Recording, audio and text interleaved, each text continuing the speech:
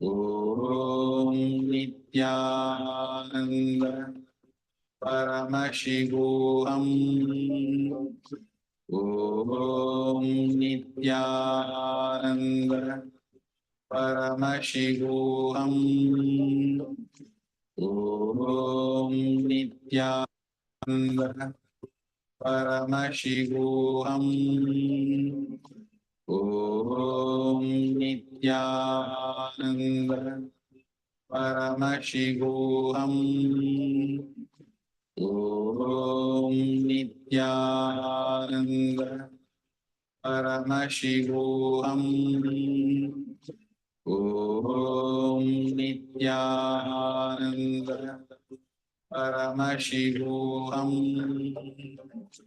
Om Nithyananda Paramashivoham. Om Nithyananda Paramashivoham. Om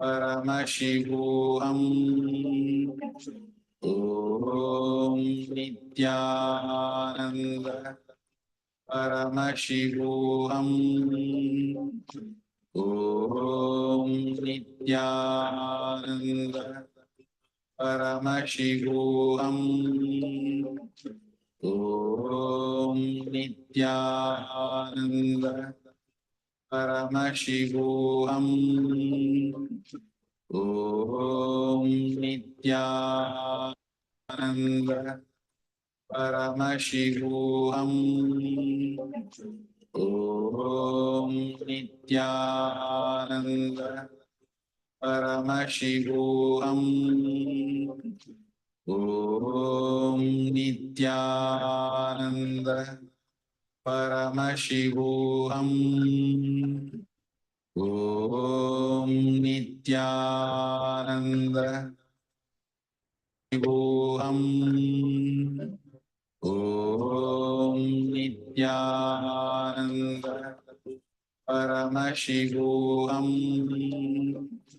Om Nithyananda Paramashivoham. Om Nithyananda Paramashivoham. Om Nithyananda Paramashivoham. Om Nithyananda Paramashivoham. Om Nithyananda Paramashivoham. Om Nithyananda Paramashivoham. Om Nithyananda Paramashivoham. Om Nithyananda Paramashivoham. Om Nithyananda Paramashivoham. Om Nithyananda Paramashivoham. Om Nithyananda Paramashivoham. Om Nithyananda Paramashivoham. Om Nithyananda Paramashivoham. Om Nithyananda Paramashivoham. Om Nithyananda Paramashivoham. Om Nithyananda Paramashivoham. Om Nithyananda Paramashivoham. Om Nithyananda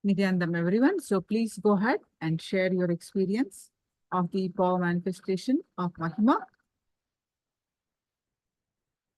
How did you experience this round of power manifestation?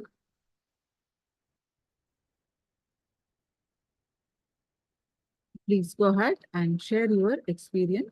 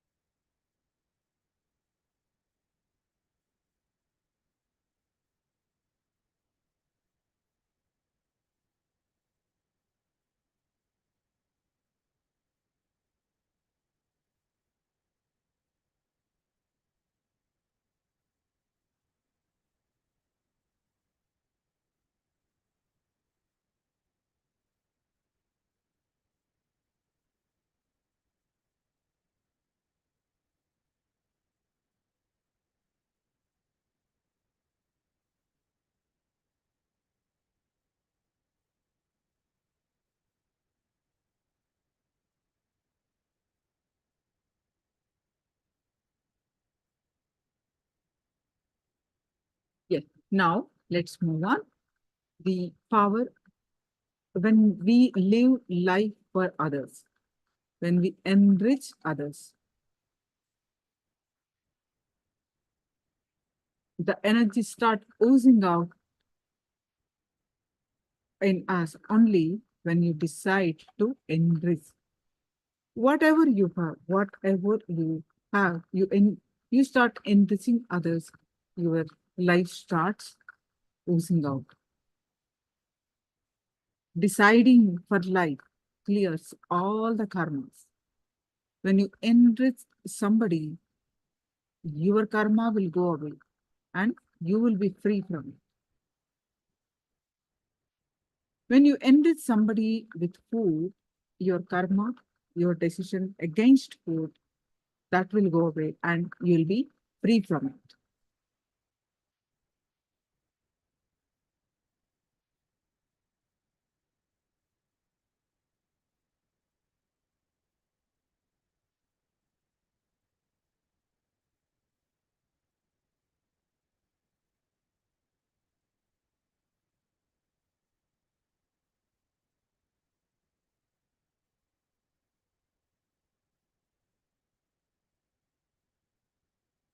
enriching, and causing are the key to successes. And continuously enriching and causing others reality and living the life for others. It's a Charya Pada. It's a great spiritual practice. Fundamentally, the purpose of life, not just the human life, the purpose of life is to manifest the Paramashiva in you, meaning you become the cosmos. Pindanda becomes the Brahmanda, microcosm to macrocosm.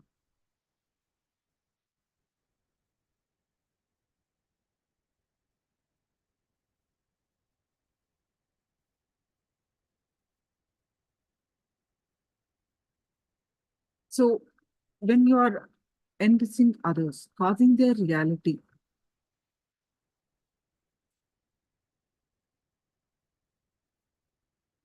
even in life, whether you want more energy in the body, health, more resources in your life, the wealth aspect of it, and more beings to live together for your love, to share your love, give and receive love in relationships.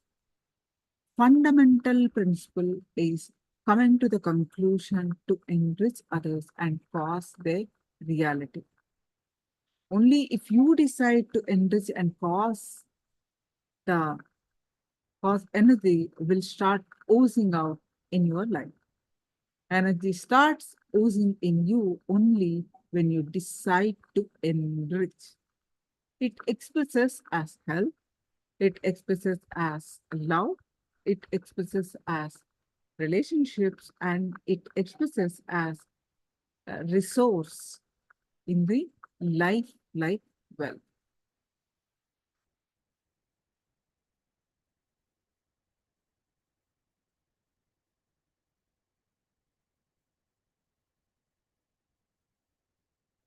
Understand the real wealth is when you include as many people as you as part of you with love. That is the best way you can have wealth, you can have which will never leave you.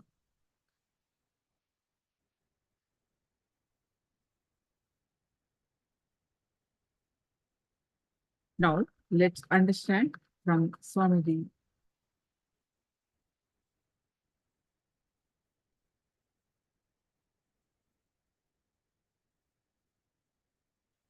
The joy of enriching.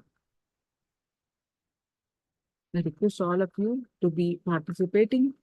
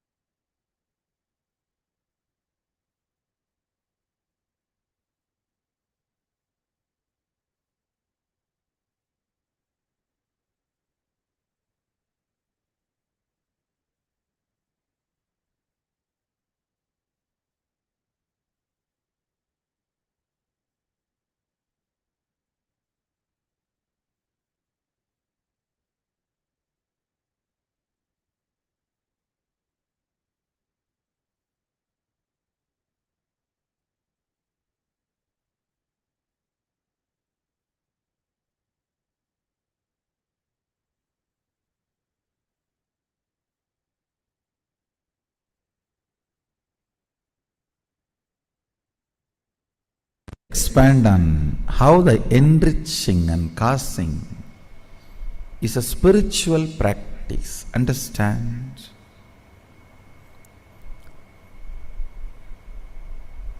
Fundamentally, the purpose of the life, not just human life, is to manifest Pindanda to Brahmanda, macrocosm to microcosm, one cell amoeba to Mahasadashiva. See, whichever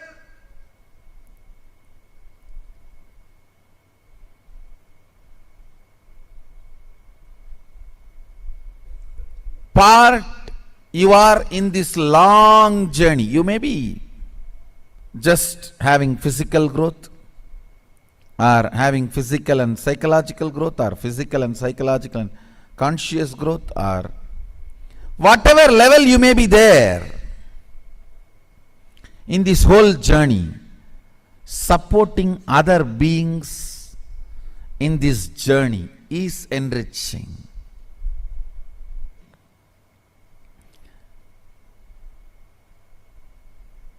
Wherever you are in this long journey, helping others, enriching others is a spiritual practice.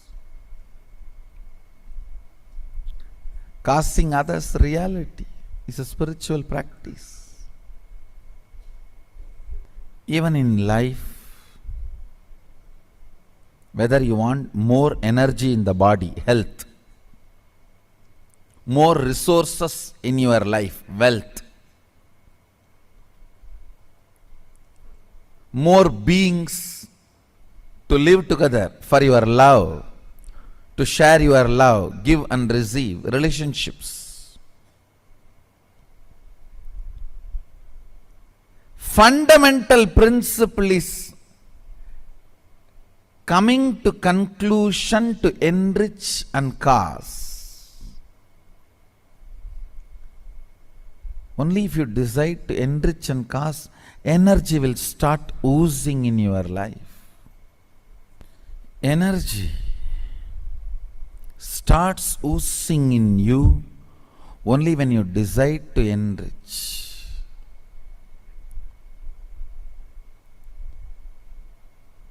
It expresses as health, it expresses as love, relationships, it expresses as resource in the life, like wealth.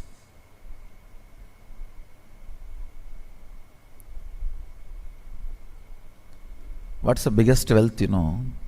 Ability to relate with a large number of people with love is the best wealth you can have, which will never leave you.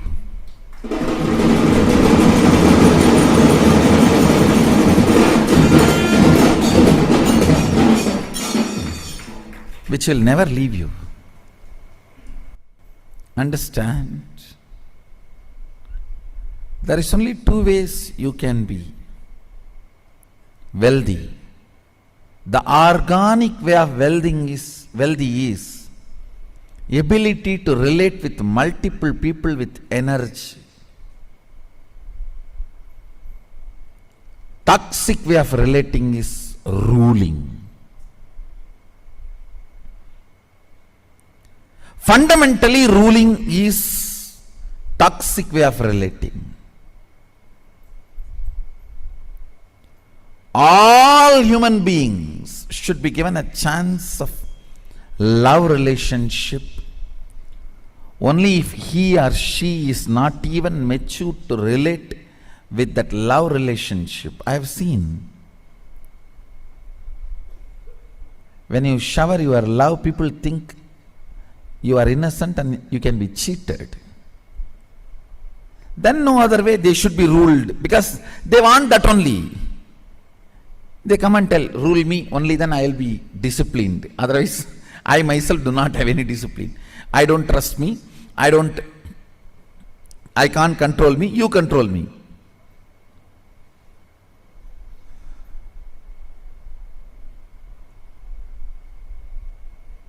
That's a toxic way of relationship. No.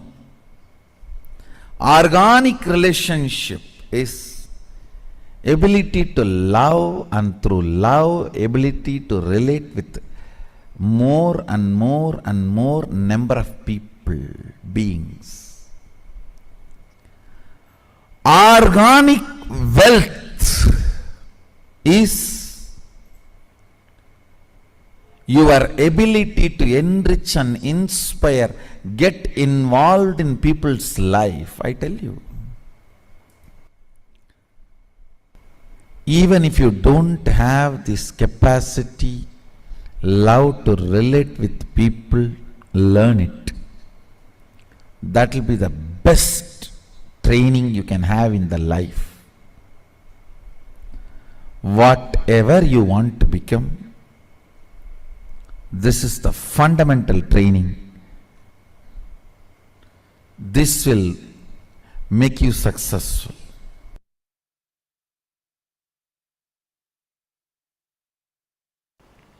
Deciding for life consciously in every step makes you free from all the karma. What is karma?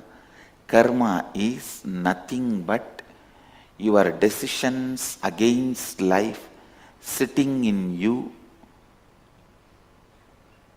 and harassing you, putting you in incompletion. Your decisions against life which sits in you and puts you in incompletion is karma. Is karma. Your decision for life liberates you from all karmas, all fears, all negativity. Evam tvayinanyate tosti na karma lipyate nare. There is no other way by which a man can free himself from the bondage created by the deeds. Listen.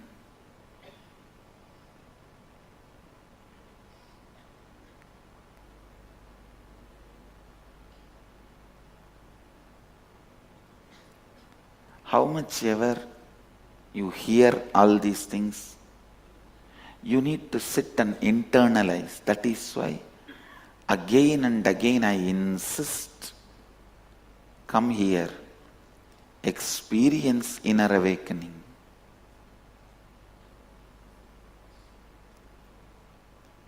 Experience completion. You will see this whole truth, deciding for life, will become your very core cognition.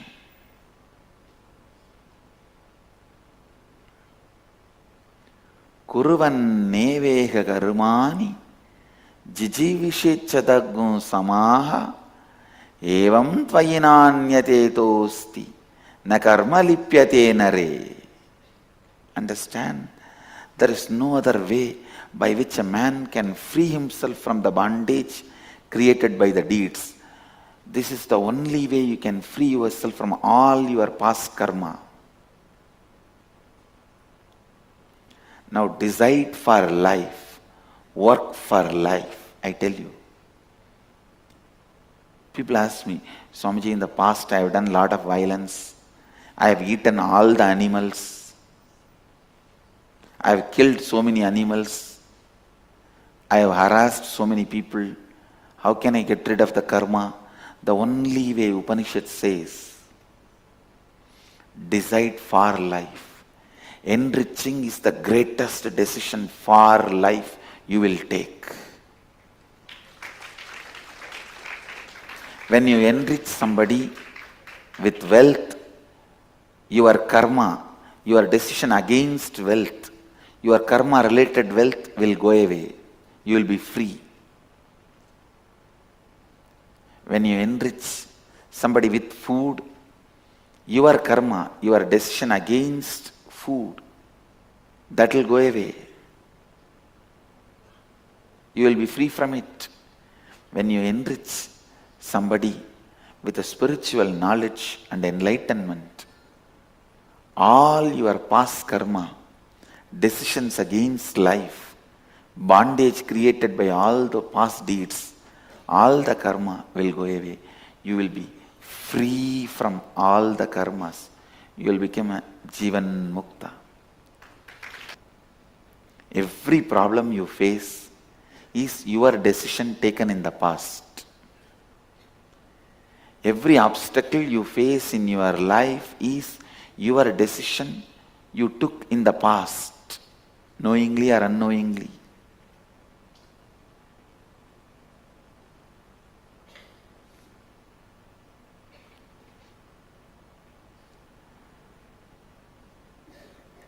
You can decide now strongly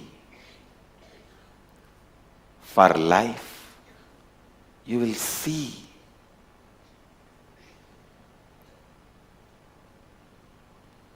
everything, all the best things of life expressing itself.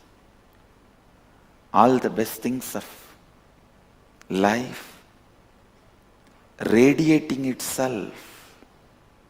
Upanishads are so clear. They are declaring there is no other way. Evam tvayi na anyatetosti na karma lipyate nare. If you want to be liberated from the karmas, there is no other way. There is no other way to be liberated from the karmas. There is no other way man can free himself from the bondage created by the deeds. Kurvan neveha karmani jijivishecha daggum samaha evam tvayinanyatetosti na karma lipyate nare.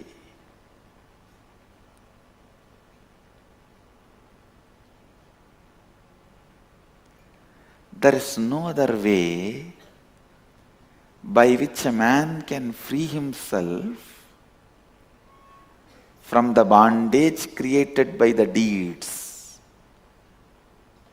Understand, if your decisions and actions have created certain bondage, only by deciding for life and acting, you will be free from those bondages.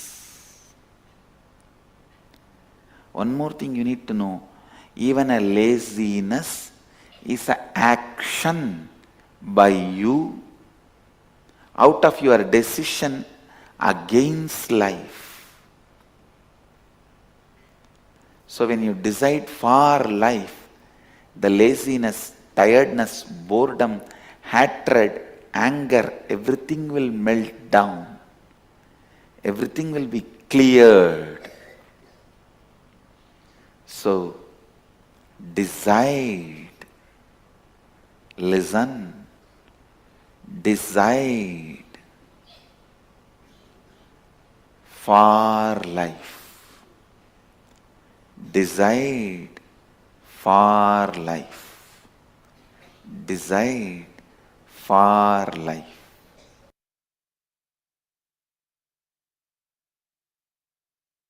Life is rhythmic continuum.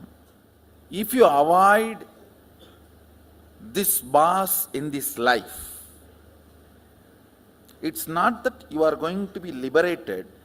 You will project the same boss in your life continuously till you come to completion with the pattern why you are projecting the same type of people in your life. Karma sabalyam is janma sabalyam. Not changing place, person, situation. No.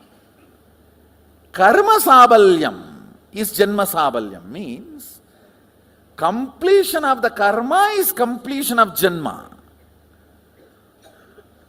But always what we think, somehow if I escape from this boss, I am saved.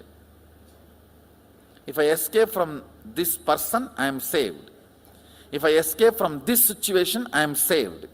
Sometimes we say, okay, I need to escape from karma, but let me first escape from the situation, then I will plan.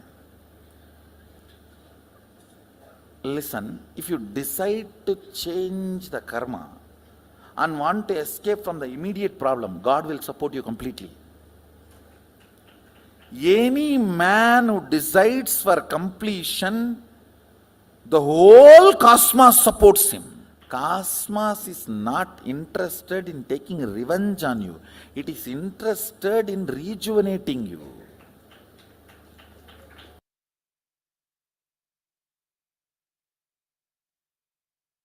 Please understand, it is the friendliness that is essence of life. It is friendliness that is essence of life. Friendliness is nothing but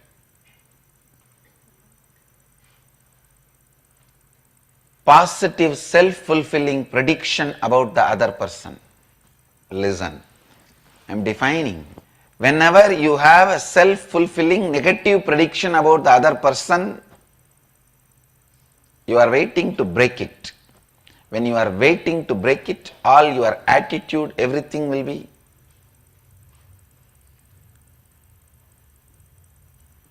fuming with anger,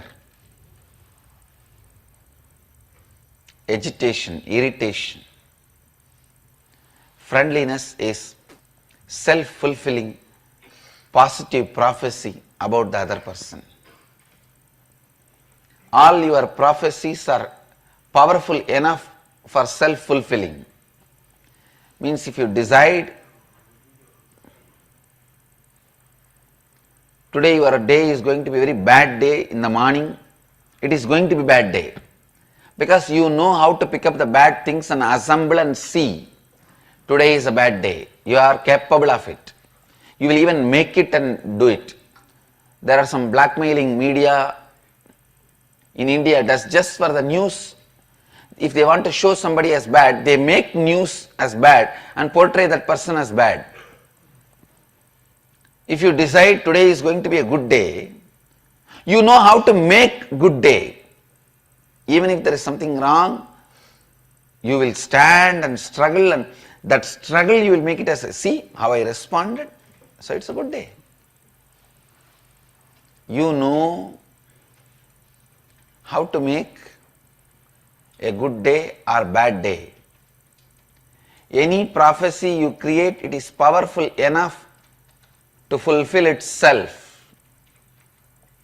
All prophecies are self-fulfilling. Listen. ध्यान से सुनिए. When you see a person,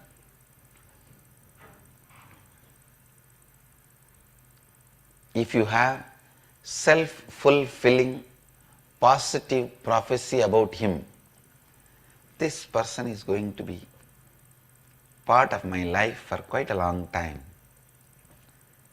Only then the attitude you radiate towards that person is friendliness. Friendliness is an attitude you radiate towards a person with whom you take a positive decision. Completion makes you take positive decision towards whole life. Understand? Completion is something which makes you cognize, decide positively towards the whole life. Anything which makes you to decide positively towards the whole life is completion. Because life is complete. Completion makes you decide for life. Listen, because life is complete, Completion makes you to decide for life. Because life is complete, completion makes you decide for life. All of us have this one big pattern, that everything should be done by somebody for me. Whether it is pushing inside or pulling outside. Brushing the teeth or taking bath.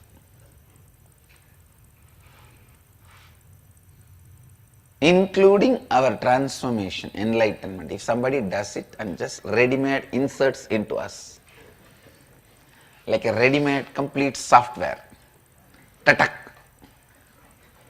And then you open your eyes and see, yes, I am enlightened. What happened? I went to that Nithyananda Swami's program. Yesterday he touched me and I became.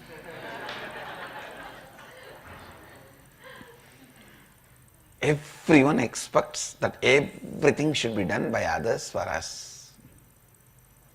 But who is that others? Nobody knows. Please understand, when others do it, they will do it as per their specifications. Which is enlightenment for me may not be enlightenment for you. So I can only give you the tools. The final painting has to be done by you. Understand? I can give you the tools and knowledge. But the final painting has to be done by you. Otherwise, my portrait cannot be your portrait.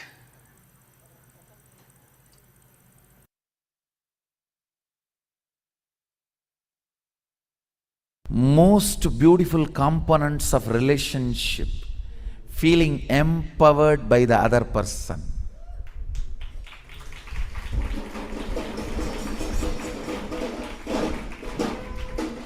When somebody trusts you and you trust the other person trusts you, when the trust becomes a complete circle, not only you trusting me, I trust you trust me, and you trust I trust you, we both know our trust on each other, and our trust on each other, trust is so sweet. That is what I call feeling empowered by the other. Listen, whenever two persons empower each other, they are not 1 + 1 2, they are 1 and 1 11.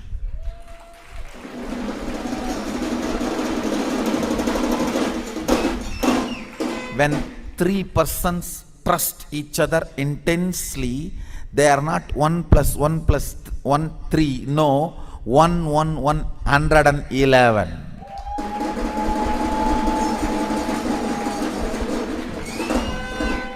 You do not know the power of feeling empowered by somebody's trust.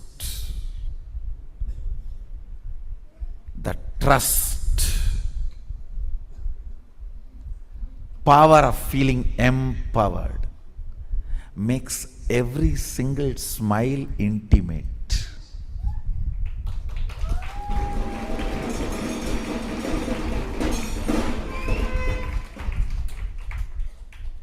Listen, listen. All the beautiful things of relationship, tremendous friendliness, tremendous sweetness of togetherness, just sipping a cup of coffee together, just sitting together with a cup of tea, laughing, making fun, teasing, joking, rolling and laughing.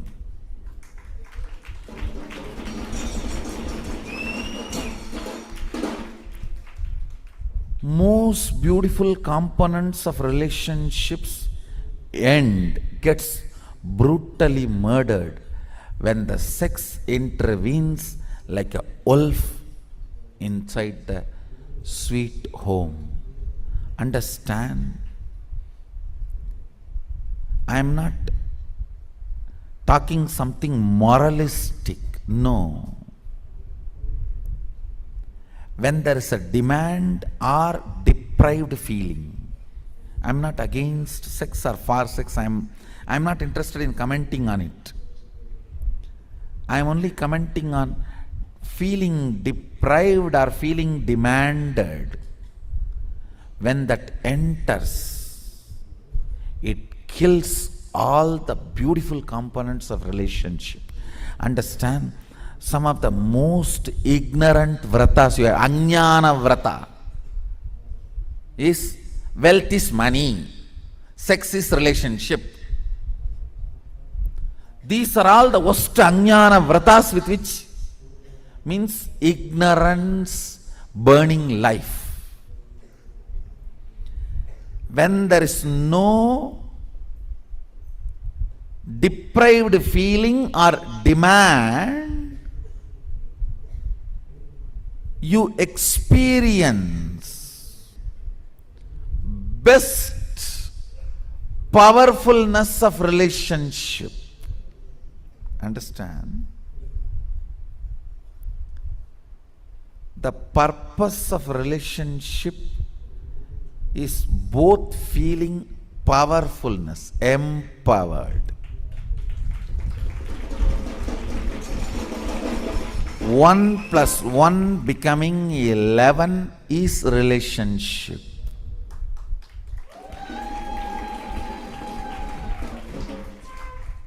That is why the statement I make looks very paradoxical. Sex destroys relationship. Sex ends relationship. Because the moment you feel you are deprived or you are demanded,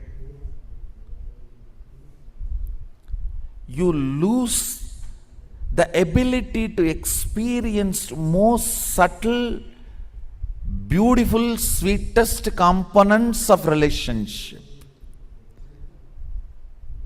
The power of trust. You know, I trust you, and I know you trust me, and you trust me that I trust you. This full circle of trust,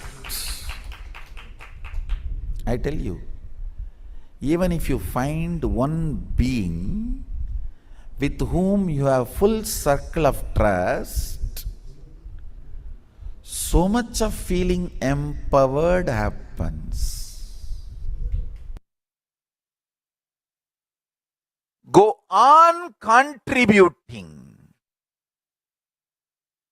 Contributing.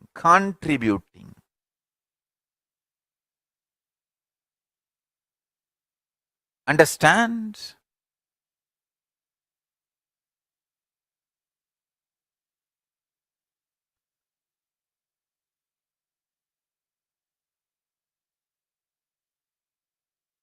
It's a contribution through which Paramashiva manifests through you. Of course, we need to tell the world how much we have been attacked, how much Hinduism has suffered, and Hinduism is going through. We have to tell the world, no doubt. But the brand of Hinduism is empowering and enlightening. Understand? Empowering and enlightening and enriching is the brand of Hinduism.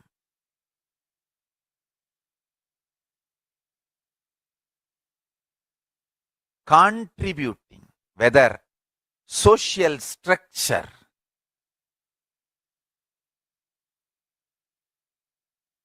economical structure, even after being swindled so much by so many invading nations, still India is able to withstand.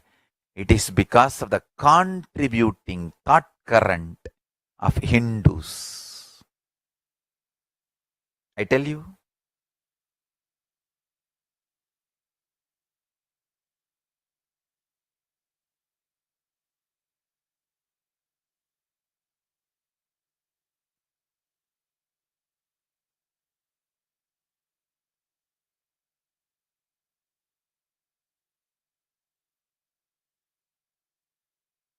Charya Pada.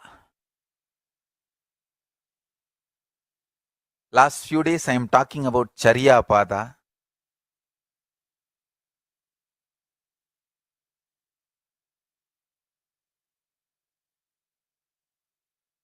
The whole Charya Pada is all about just two things.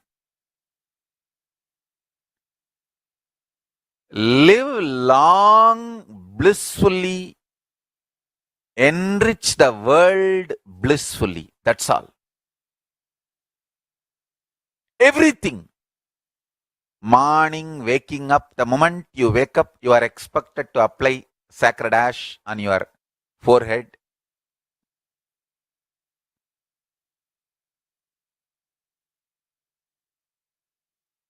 Remembering how whatever you saw in the dream is now ashes, which is inside your head. Now whatever you are seeing also will become the ashes like this when you go inside your head again. Remember that and apply the vibhuti. That's it. What you saw inside the head as dreams, what you are seeing outside the head as universe, both are just the same ashes. Remember that and apply. That's it. When you remember that, you will have so much energy, life, strength to contribute.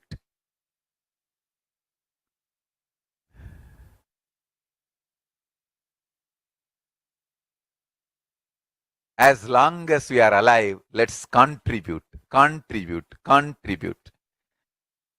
Morning, when you come out of your head to outer world, applying the ash, that is the first charya you are expected. And night, when you fall asleep, means when you are going from outside to inside your head, apply the sacred ash.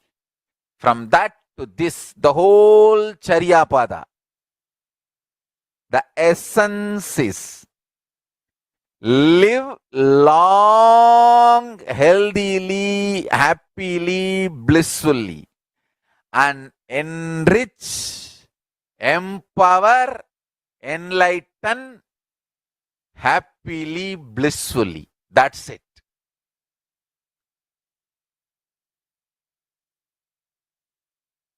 The whole Charya Pada purpose is this only.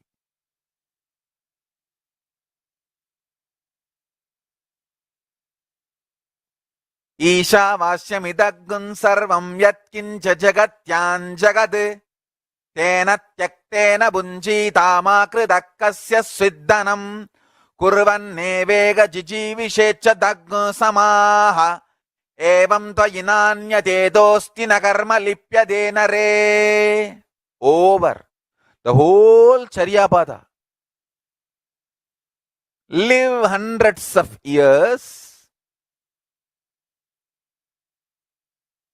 by enjoying renouncing.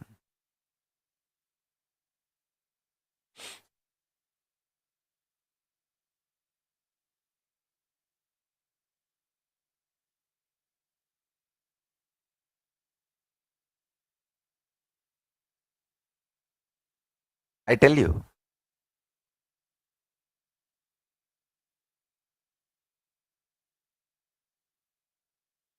any problem you have in your life,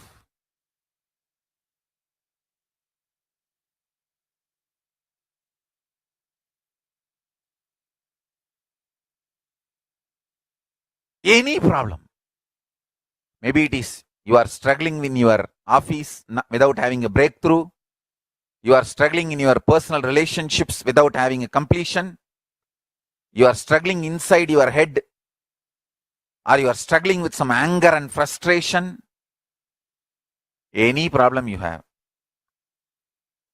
it all boils down to one: not having inspiration. I tell you, solution for not having inspiration, simple solution: watch satsang every day. Anybody, your friend or anyone has any problem, make them watch satsang every day, because Hinduism is all about extreme inspiration. I will go on be giving inspiration.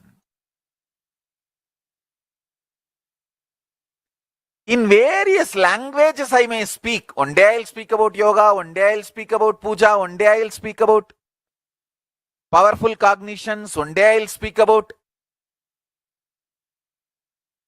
Swarga, one day I'll speak about Naraka, one day I'll speak about your stomach, one day I'll speak about Raurava Naraka, Kumbhibhagam, Avichi Naraka. But end of the day, it is all about inspiring, inspiring, inspiring, contributing.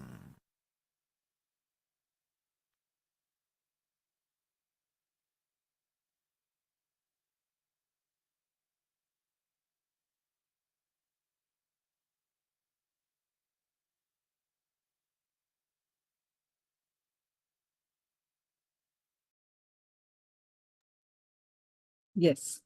Now let's do one internalization exercise on what we learn about the living life for enriching others. You can post your comments or what you have learned. What is your understanding? You can post your comments.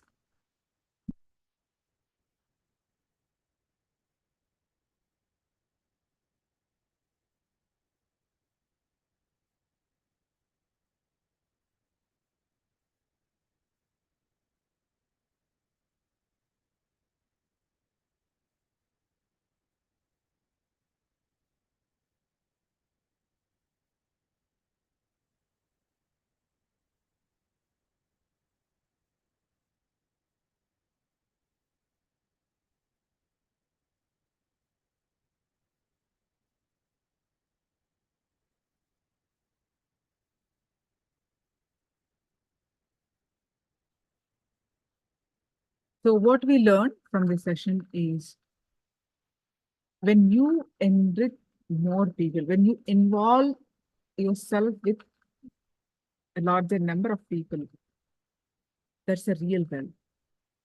Ability to relate with a larger number of people with love.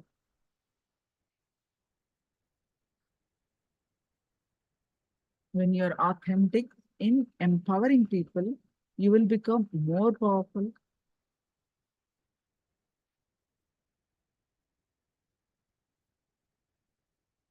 So when you start enriching and causing others' reality, suddenly from thousands of directions, 10,000 hands will come and cause your life into reality. So much of auspiciousness will be showered on you.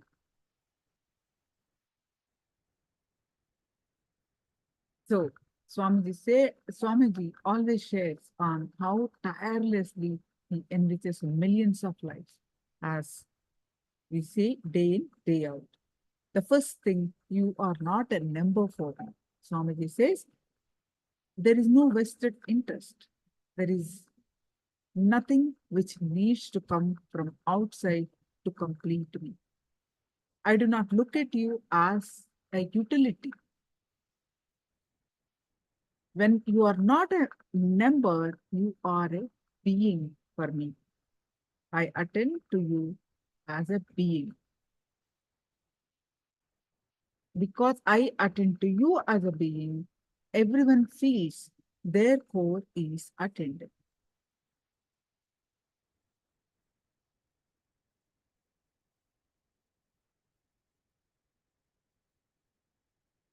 So,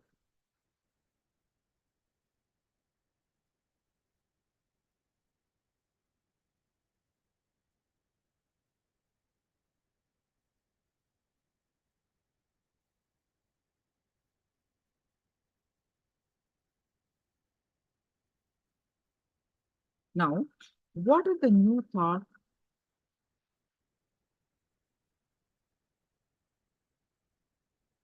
Now, do this exercise for a few minutes.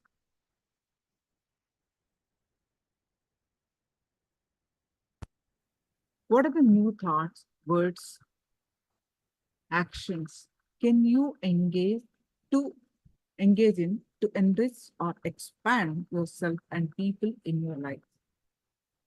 When you live life for others, when you enrich and cause others reality. So, what are the new thoughts? Now, with this updated intelligence, understanding, what are the new thoughts, words, actions can you now engage to enrich or expand yourself and people in your life?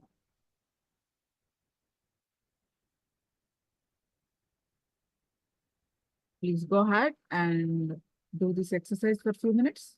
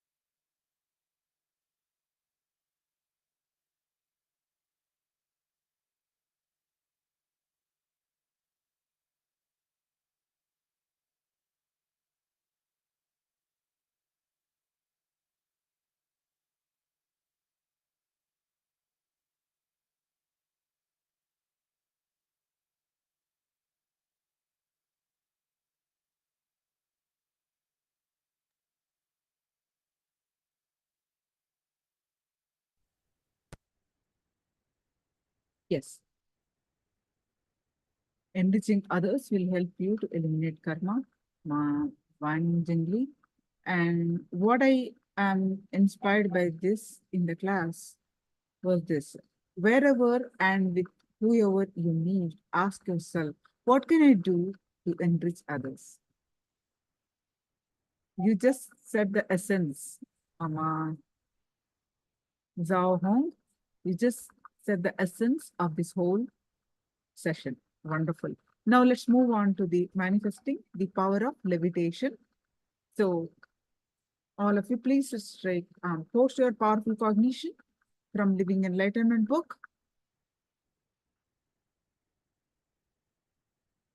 Post your powerful cognition from Living Enlightenment book. We're going to do the one more round of the manifesting the power of levitation.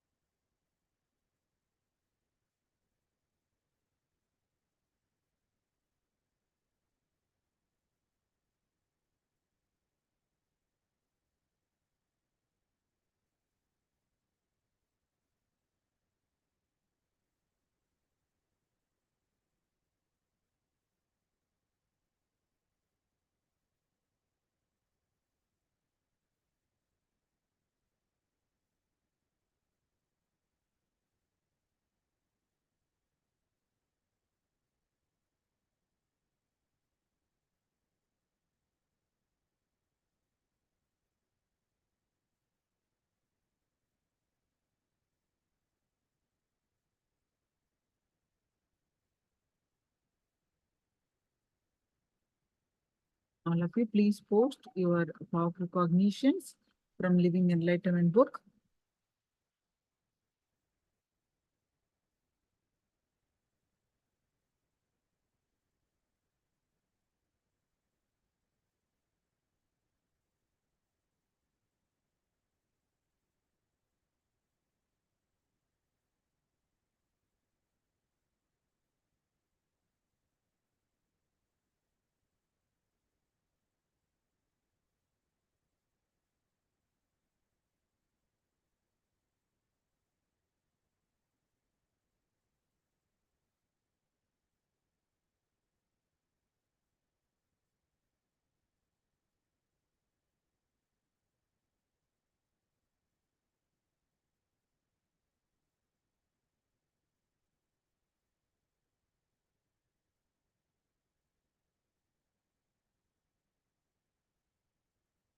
Wang Jingli posted, karma is not a law of reward and punishment, nor it is used by God to punish those who commit crimes. It reflects your own mental state and allows you to experience heaven and hell. So beautiful cognition, Mark. Now, please sit straight with your head and back straight line. Let's manifest the power of levitation. One more round of levitation.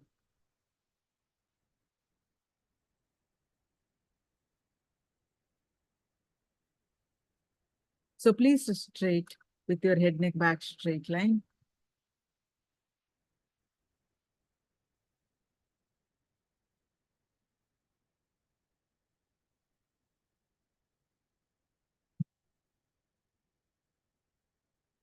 Sit cross-legged. Sit in Padmasana. That is the first preference. Sit in Padmasana, the lotus posture. If you cannot sit in lotus posture, you can sit cross-legged.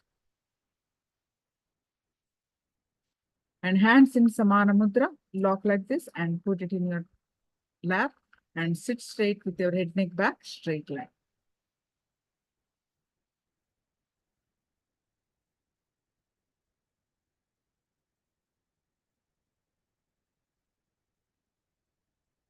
Now, with this position, make sure you have nothing around you because you are manifesting the power of levitation. So now bring your awareness on your third eye and fill your inner space with Swamiji's form.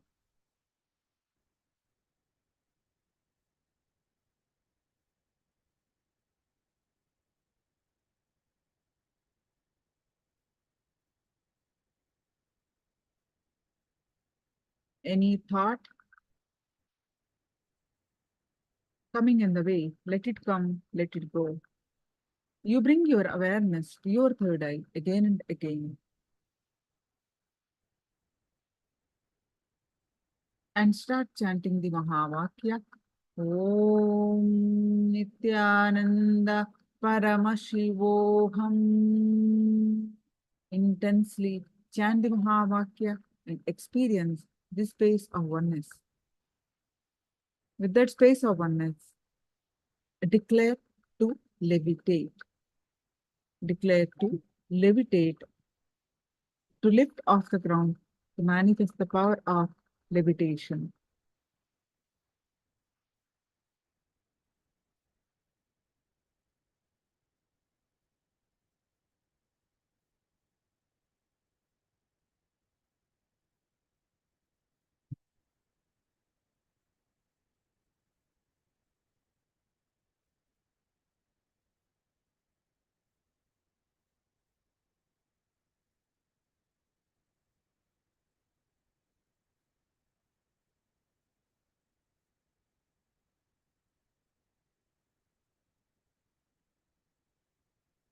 I bless you all.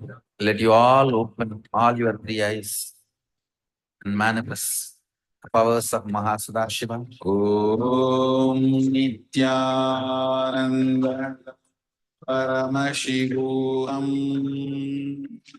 Om Nithyananda Paramashivoham. Om Nithyananda Paramashivoham. Om Nithyananda Paramashivoham. Om Nithyananda Paramashivoham. Om Nithyananda Paramashivoham. Om Nithyananda Paramashivoham. Om Nithyananda Paramashivoham. Om Nithyananda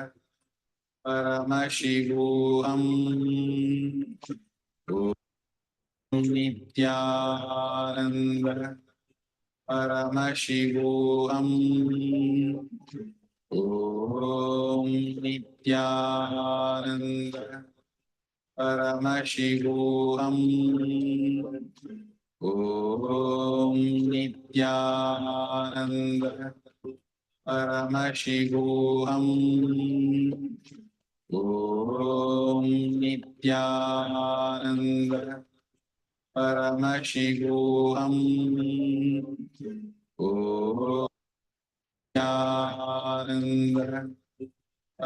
Paramashivoham. Om Nithyananda Paramashivoham. Om Nithyananda Paramashivoham. Om Nithyananda Paramashivoham. Om Nithyananda Paramashivoham. Om Nithyananda Paramashivoham. Om Nithyananda Paramashivoham. Om Nithyananda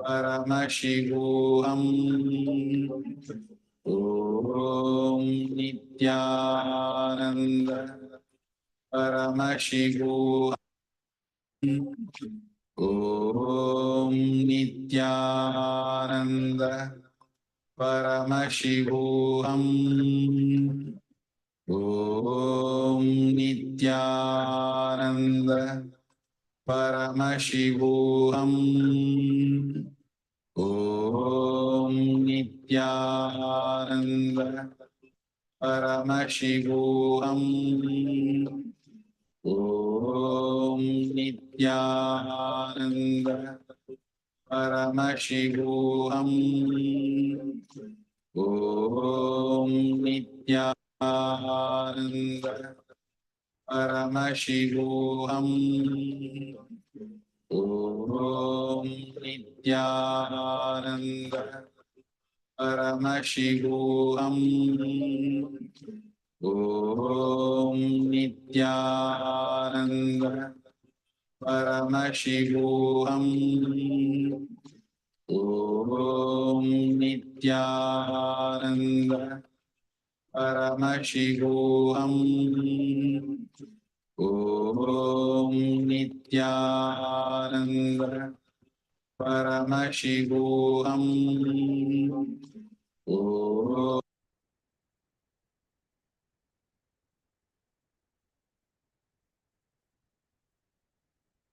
Yes. Now, please go ahead and share your experience of power manifestation. How did you feel?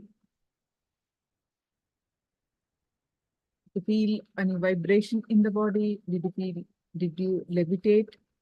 Did you feel heaviness in the body or lightness in the body? What is your experience? Can you all share?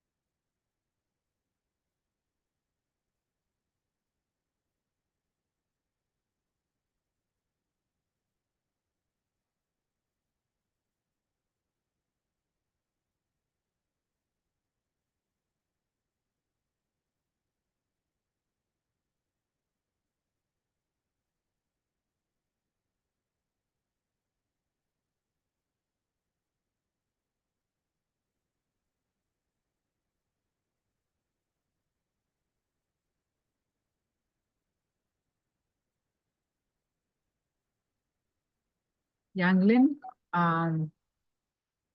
Zia Home, Sukriti, all of you please share your power manifestation results.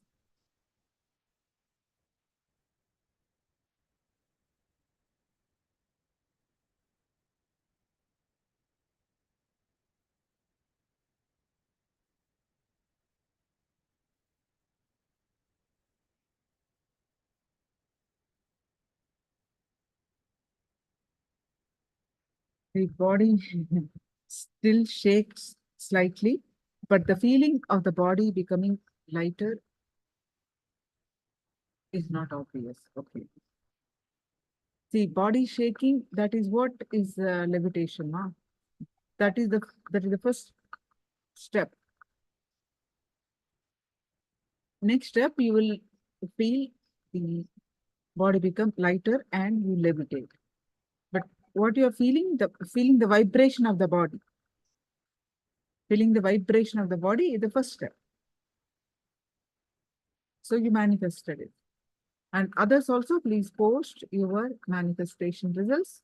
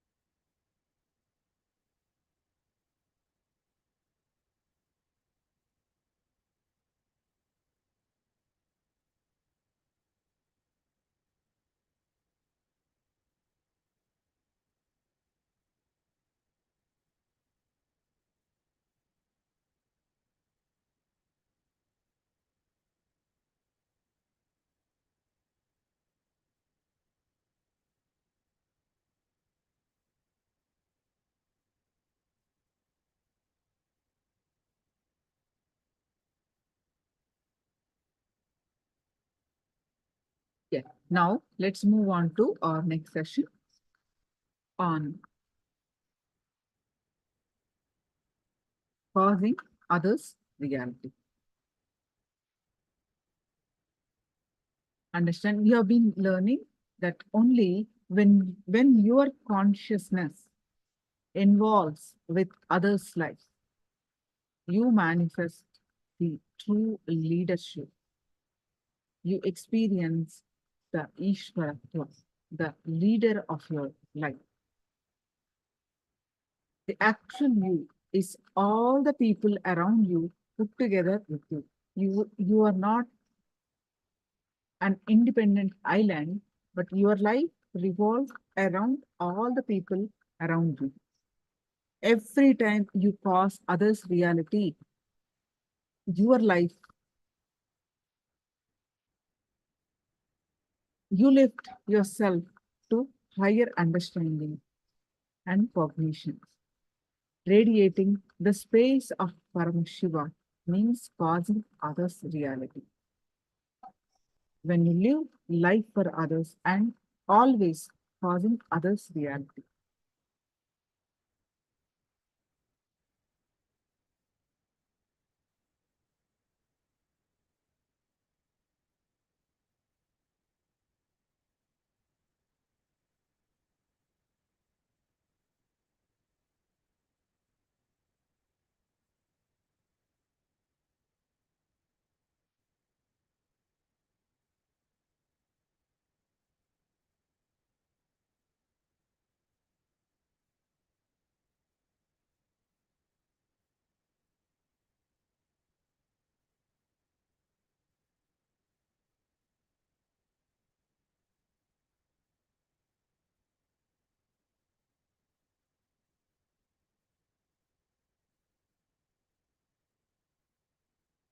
So it's your home posting. At the moment it just ended, my body became one entity, trembling in waves, as if it's wanting to flow. Even now, I still feel my head enveloped by energy.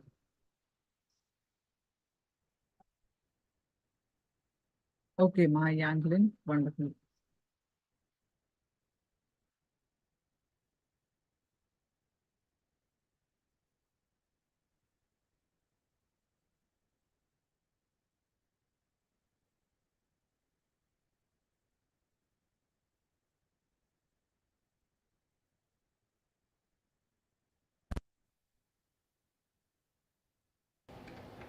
Human life is worth living only when you can make it as you wanted.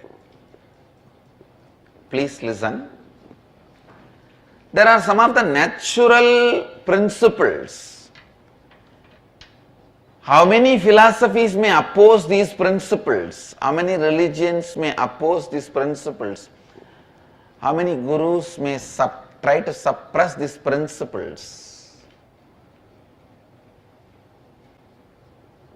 Listen, those principles never get destroyed. This is one of the type of principle. Human life is alive only when you can make what you want. The fulfillment in the life happens only when you make your life as you want. Either you try to complete it from the direction of causing what you want or altering what you want. You can achieve completion, fulfillment by altering what you want, and you can achieve completion, fulfillment by achieving what you want. Trying to change what you want or constantly trying to achieve what you want.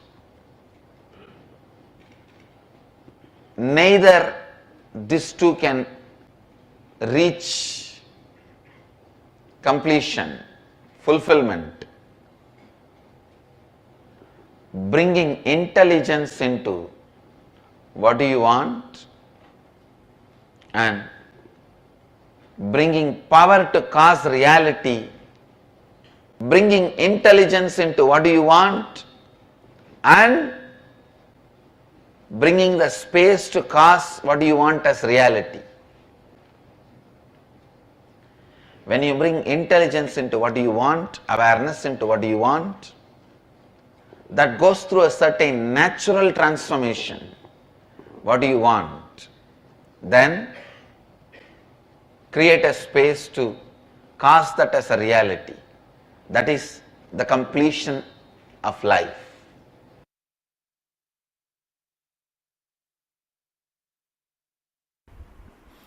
You have human body to taste ultimate superconsciousness. Superconsciousness as a state of pure unclutching, completion.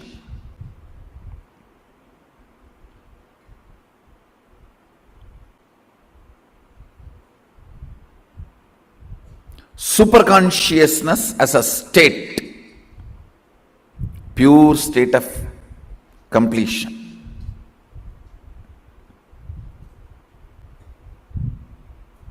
Unclutching, complete completion.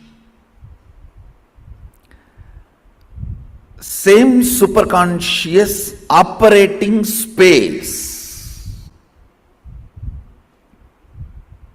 Understand?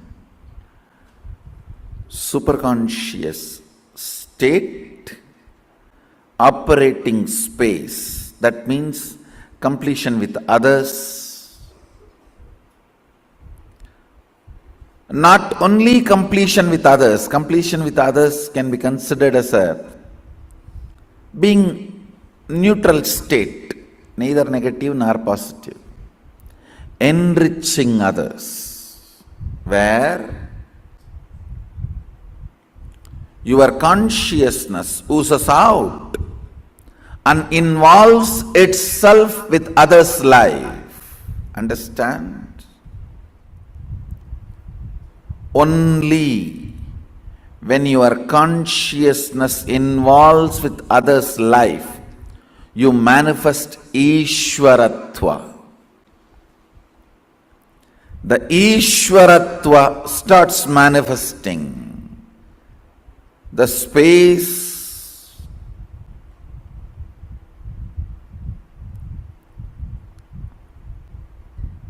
where you lead. Understand, everyone wants to be a leader. Really, everyone is interested. They want to be a leader. They want to help humanity. They want to show humanity how life should be. Listen.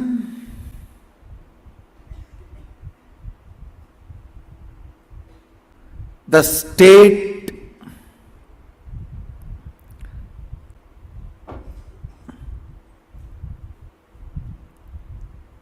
only when it becomes operating space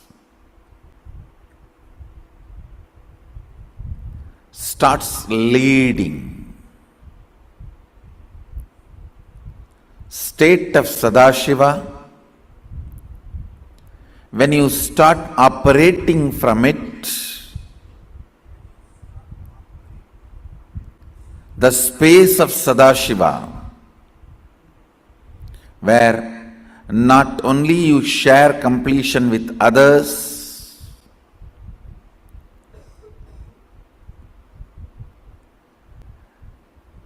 you start enriching others. You start causing others.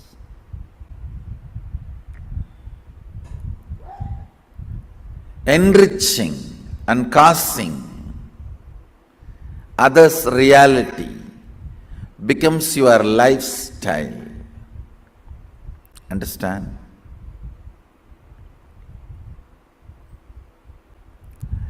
It is only when you exhaust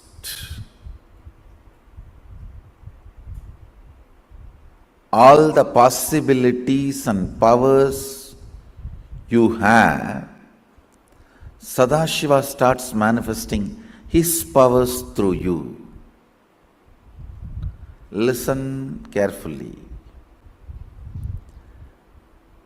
Greed means want to have more without even utilizing already what you have.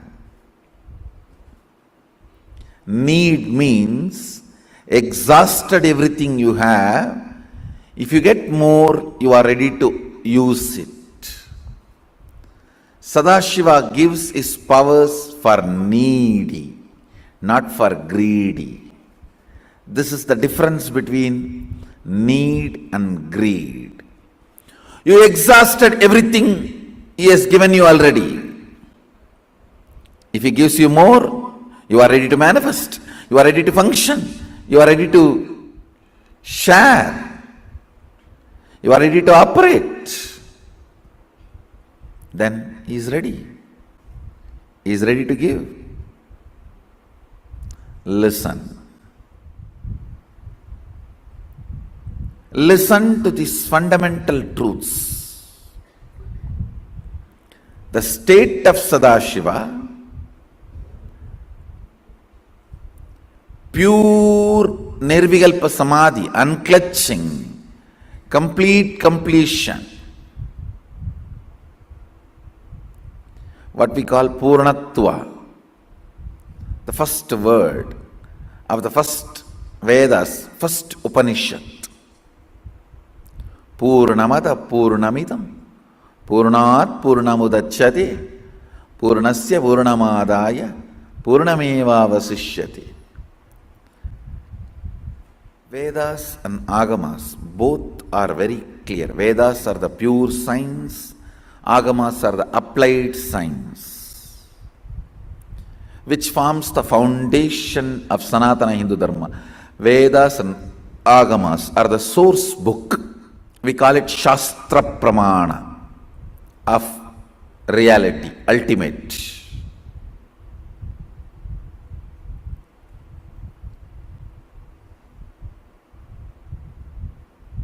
The fundamental thought current in Vedas and Agamas, it's very clear. Out of completion, Purnatva only, all the great things manifest. So first completion, Purnatva.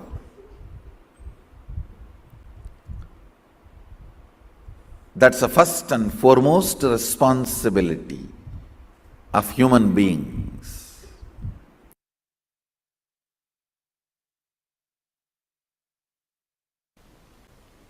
Life starts when you decide to cause others reality.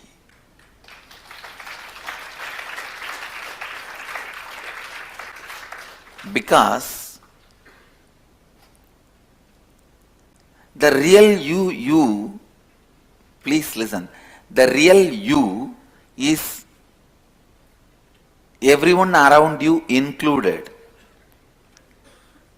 But what you cognize as you is your deep-rooted pain patterns and incompletions. Please understand, how much ever you constantly try to decorate, perfume, scent, garland, you are trying to do all this to the pain you of you, incompletion you of you. But the more you are going to remember the incompletion you of you and identify you as the incompletion you of you and identify you as the incompletion you of you and cognize the incompletion you of you, what are you doing? You are trying to perfume the drainage.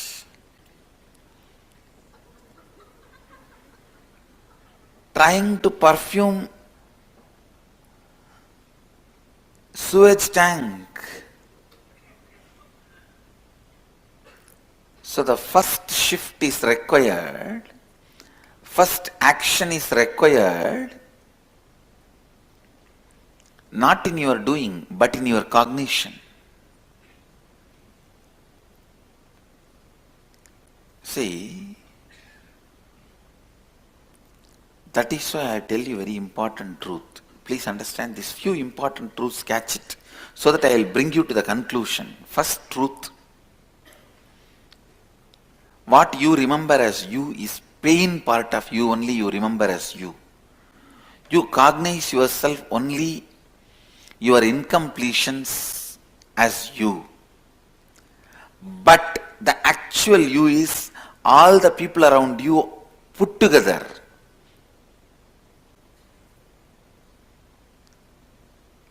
Third, because what you cognize as you is only the deep-rooted pain patterns and incompletions of you, how much ever you try to perfume it, scent it, even put Kasi Chandan on it and garland it, do whatever. But the moment you open, what comes out?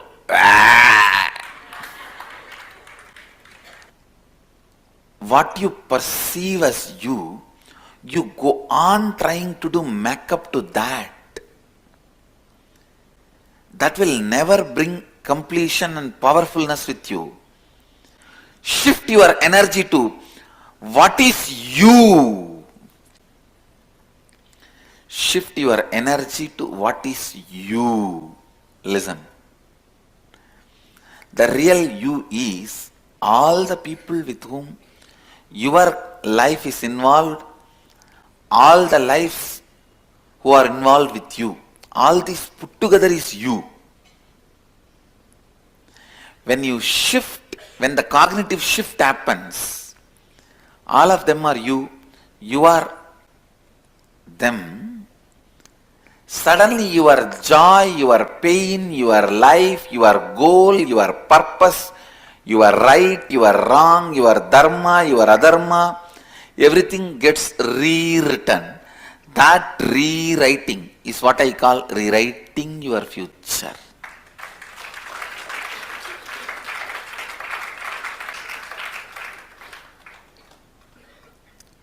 You rewrite your future full of powerfulness. Understand one thing. Some parts of what you call as your life, you may be resisting. Some parts of what you call as your life, you may be accepting. But be very clear, whether you resist or accept, no powerlessness. Do not allow powerlessness. No question of powerlessness. Always being powerful is my religion. Understand? Love, compassion, all that will start happening in you from the right context. Love, compassion, non-violence by itself cannot become a religion. Love, compassion, non-violence from the right context only can become a religion. I have seen people who escape from life try to show compassion, non-violence, just because they feel powerless to face the conflicts. They feel completely powerless to face the conflicts. Please listen. When you feel powerless to face the conflicts, life again and again brings that same mirror and shows to you. Understand, which part of your face you don't like or attached too much, you will see only that part in the mirror again and again. How many of you understand what I am saying? Which part of you, either you are too attached or don't like, you will see only that part again and again when you look at the mirror. So anything which you don't like, resist, makes you powerless. Same way, anything with which you are attached again makes you powerless because of the innate fears attachment brings. If you are attached to some parts of you, you will be afraid the size, shape, color, dimension may change in course of aging or accident, through some reason. So whatever you are attached or you don't like, you will see your eyes will be only always on that part when you look at the mirror. Your life is a mirror. Please understand, your life is a mirror.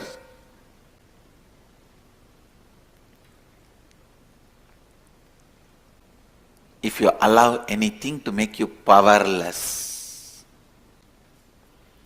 if you allow anything to make you powerless,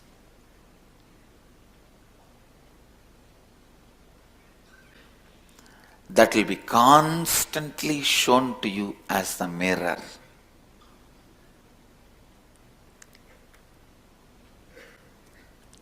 If you feel powerless to handle your spouse and the family and run away to some other lifestyle, sometimes divorce, sometimes sannyas, whatever lifestyle you opt or choose, by feeling powerless, I guarantee you, you will see 10 people exactly like your spouse. You will be forced to work with those people.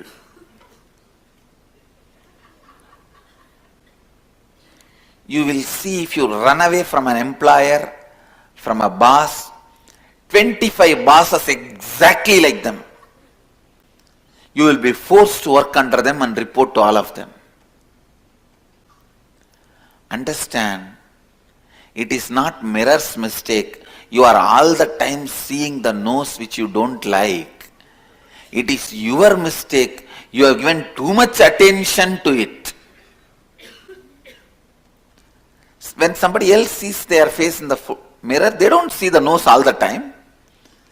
Because you don't like your nose, you see as if your whole face is just appendix of your nose. You won't feel like your face has nose, you will feel like your nose has face. Because you don't like something, you resist something.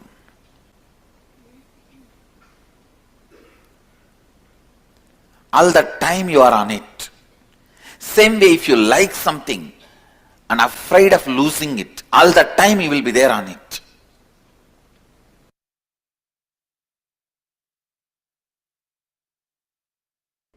Hindu tradition has only 3 steps for ultimate realization, manifesting Sadashivatva. 1. Shravana, listening. 2.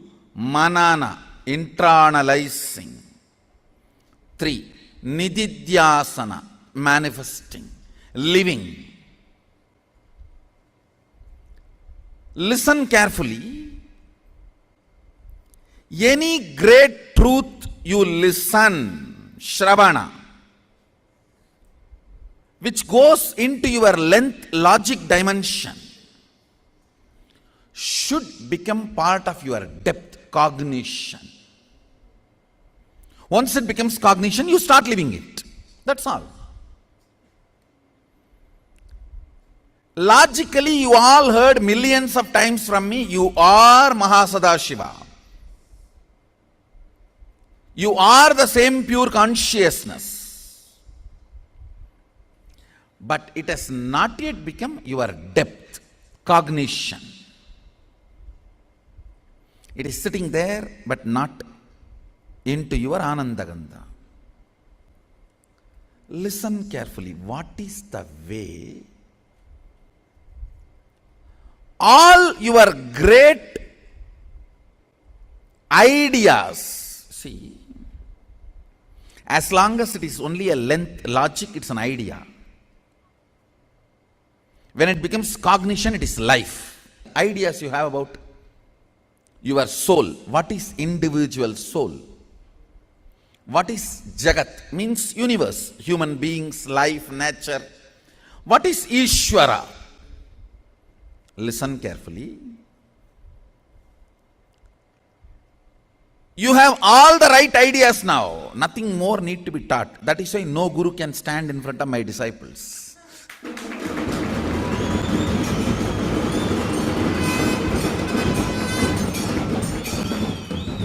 I challenge any question answers. My Tanedar. There is nobody in the field to stand my Tanedar. You guys know too much. No doubt. Amazing ideas about self means Jiva, Jagat, universe, Ishvara, God. You know too much and it is in your logic, in your length.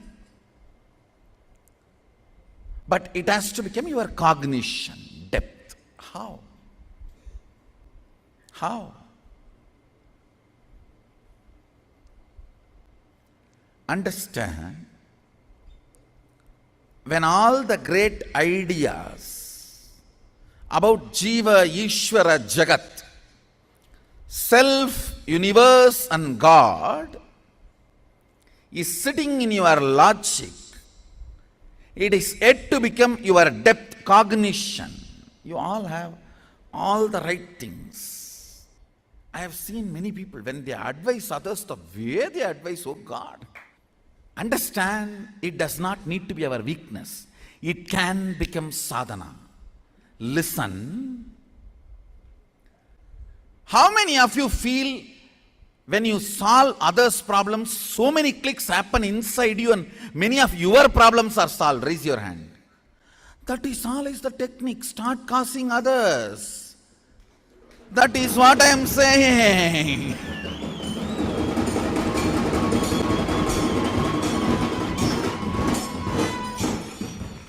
Understand, all the great understandings you have about each self, universe and God, Jiva, Ishvara, Jagat. Jiva, Ishvara, Jagat. All the great things, great ideas you have need to become part of your cognition, depth. How many of you feel, everything I have in my length, if it becomes depth, now I will become enlightened. I have so much. What is the methodology then? Causing, that's all. Now you know where you are standing, you know where you need to reach, and you know the path.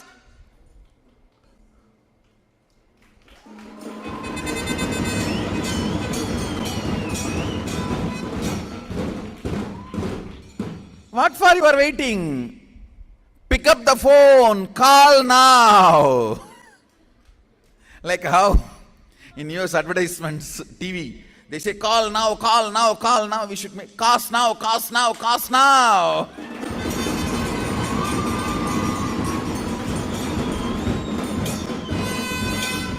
Understand, causing is a spiritual practice, because every time you cause others, you just lift yourself to the higher understandings, cognitions, where the understandings you have in the level of logic length becomes part of your depth cognition.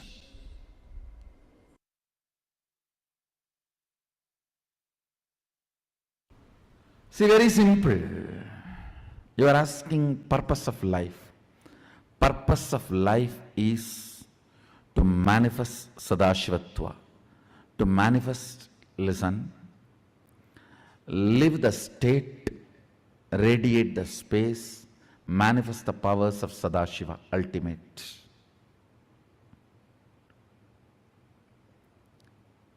your human body is hardwired to live the state of Sadashiva, radiate the space of Sadashiva, manifest the powers of Sadashiva. Realizing it, making it happen is the purpose of human life. I tell you, living the state of Sadashiva is what I show through unclutching, completion with yourself, all the teachings, techniques, kriyas, meditations, that is living the state of Sadashiva. Radiating the space of Sadashiva means taking responsibility, completion with others, enriching others, causing others reality. All that is radiating the space of Sadashiva. Listen, I'll repeat. Living the state of Sadashiva means integrity, authenticity, completion with yourself, unclutching,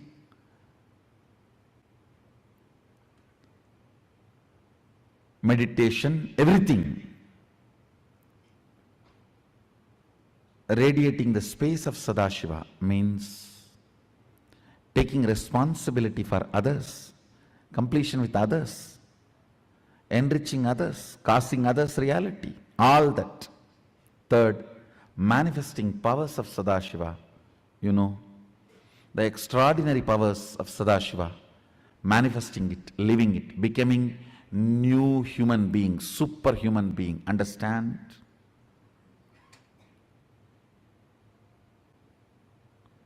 From fish to Kalki, physical and mental breakthrough.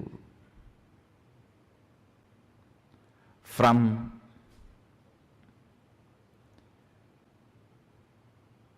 monkey to human, again, physical and mental breakthroughs.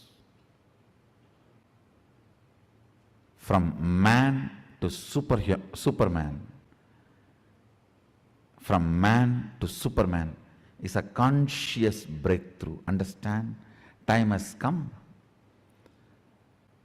For what Vivekananda visualized, Yogananda yearned, Aurobindo aspired, Sadashiva did it.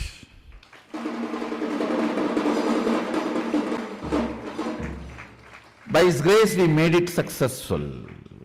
We made it successful for ages. The masters were aspiring and working for it. Now it is happening. Join. Don't get missed out. Understand? When you are in the front of the revolution, you are leading. When you are waiting for others to lead, you will only be follower. People who join this great conscious breakthrough now are the leaders. I welcome leaders of the future conscious breakthrough.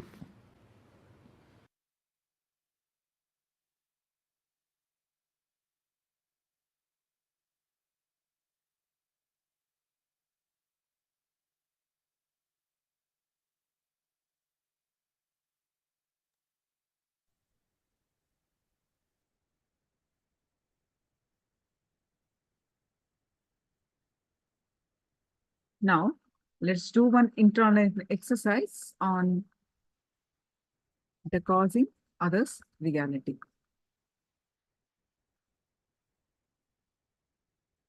So you can post your understanding on this.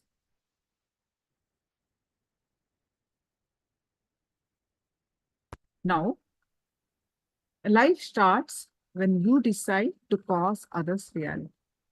Because the real you is everyone around you and you included. But what you cognize as you is your deep-rooted pain patterns and incompletions.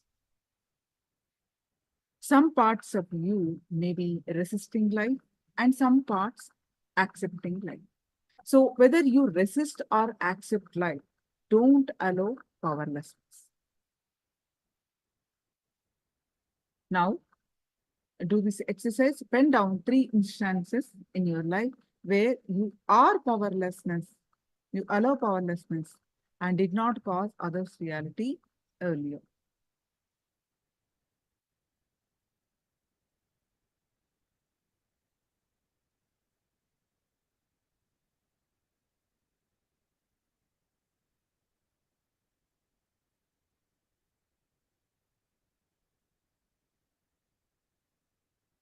That's step 1. Then, from the current updated understanding, what, right, how you will cause their reality given the same situation. Please do this.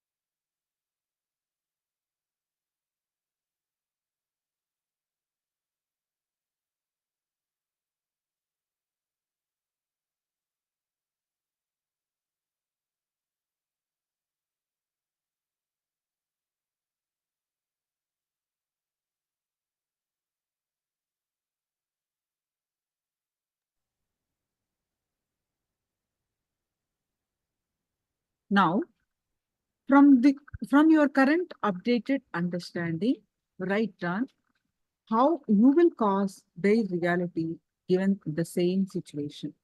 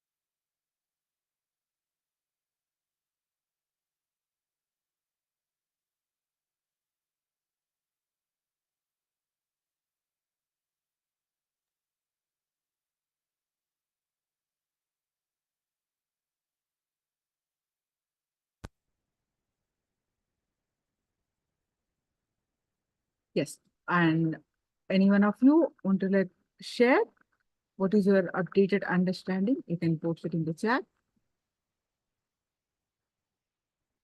Now let's move on to manifesting the power of levitation. One more round. So please sit straight with your head, neck, back straight line. And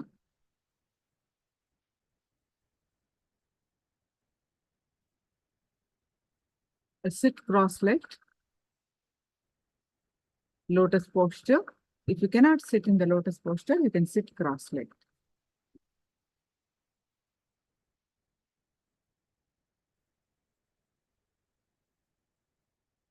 And hands in Samana Mudra and put it in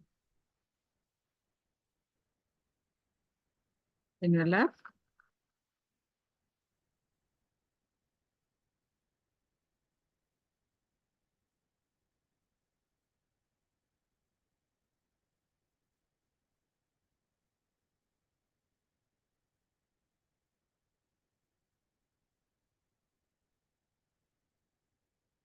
Now sit straight. Visualize Swamiji's form in your third eye.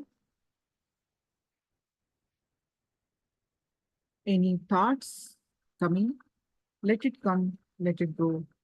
You bring your awareness to your third eye again and again. Remember the context. Paramashiva has come down as Swamiji's form. Intensely meditate with your awareness on the third eye. In this context, start chanting the Mahavakya. Om Nithyananda Paramashivoham. Intensely chant the Mahavakya and experience the space of oneness. With that space of oneness, declare to levitate.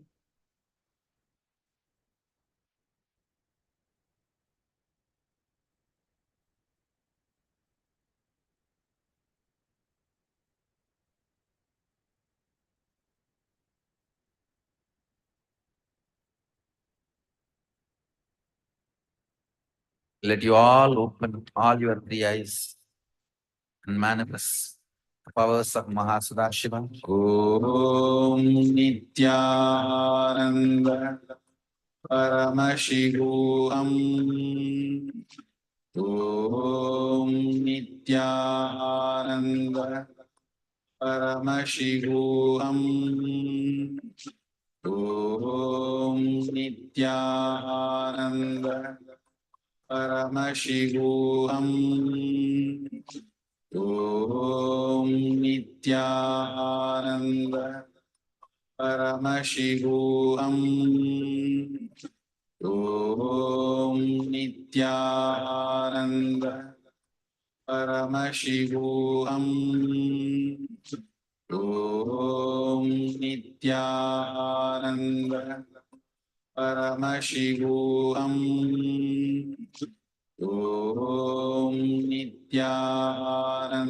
Paramashivoham. Om Nithyananda Paramashivoham. Om Nithyananda Paramashivoham. Om Nithyananda Paramashivoham. Om Nithyananda Paramashivoham. Om Nithyananda Paramashivoham.